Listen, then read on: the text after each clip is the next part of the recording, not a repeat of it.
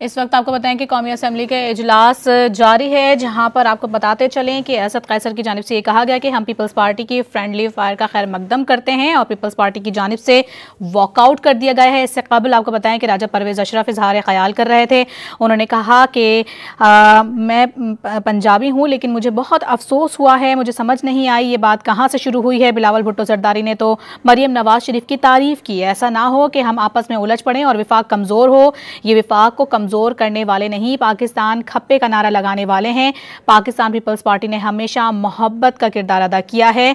आपको बता रहे हैं कि पीपल्स पार्टी की जानिब से इस वक्त इस कार्रवाई का वॉकआउट किया जा चुका है। कौमी असम्बली का इजलास जारी था, जहां पर राजा परवेज़ अशरफ इजहार ख्याल कर रहे थे। उन्होंने कहा कि जब हमें मुतमईन नहीं किया जाता, कार्रवाई में हिस्सा लेना मुश्किल है। पंजाब असम्बली में हमारे पार्लिमानी लीडर से सिक्योरिटी वापस ले ली गई। ये बातें तो हम मिसाक जमहूरियत के बाद भूल चुके हैं। सबसे पहले हमारी क़यादत और वर्कर्स की इज्जत की बात है। गैर जिम्मेदाराना बयानात से हमें तकलीफ पहुंची है।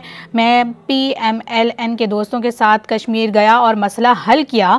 पाकिस्तान पीपल्स पार्टी ने हमेशा मोहब्बत का किरदार अदा किया है और हम विफाक को कमज़ोर करने वाले नहीं हैं, बल्कि पाकिस्तान खप्पे का नारा लगाने वाले हैं।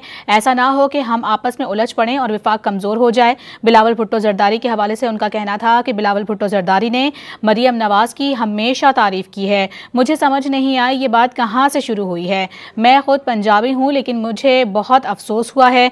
भारत के साथ जंग के बाद बिलावल भुट्टो ने पूरी दुनिया में पाकिस्तान का मुकदमा लड़ा। आपको बता रहे हैं इस वक्त कौमी असम्बली का इजलास जारी है, जिसमें राजा परवेज़ अशरफ की जानिब से ये इजहार ख्याल किया गया, जिसके बाद उन्होंने इस कार्रवाई का वॉकआउट किया। साथ ही असद कैसर ने भी उनका खैर मकदम किया।